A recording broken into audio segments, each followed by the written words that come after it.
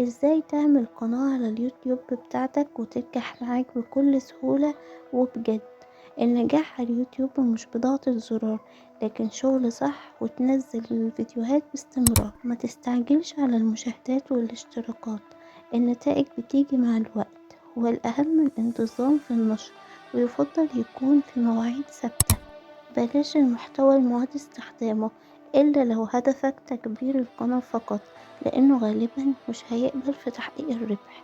ابعد عن تبادل الاشتراكات والطرق المخالفة، زي الاشتراكات الوهمية أو اللعب من أكتر من جهاز، لأن اليوتيوب بيكشف الأساليب دي وبتأثر سلبيا على القناة تماما.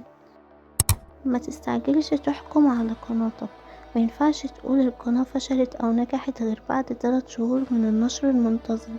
كتير بيحط فيديو أو 2 ويسيبه، مع إن الفيديوهات بتبدأ تتحرك بعد فترة. افهم خوارزمية اليوتيوب، الفيديو بيتعرض الأول على شريحة صغيرة، لو لقى مشاهدة حقيقية وتفاعل بيتوسع وعرضه لفئات أكبر. اليوتيوب فيه عامل حظي قوي جدا، ممكن شورتس واحد في يوم وليلة يكسر 1,000,000 ويجيب عدد كبير من المشتركين. وزي ما قلتلكم التخصص سر النجاح، يوتيوب بيجيب القنوات المتخصصة، وكل ما التخصص كان أدق فرص الانتشار بتزيد. استخدم مقاطع ستوك بدون حقوق، ولو بتسجل بصوتك مايك بسيط ومونتاج حتى لو قص ولزق هيعمل فرق كبير.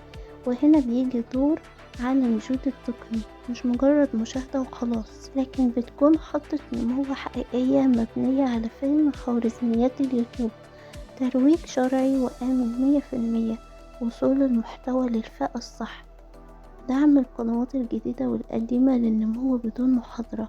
مع عالم جودة التقني، الهدف مش رقم، الهدف قناة قوية مستقرة وقابلة للربح إن شاء الله.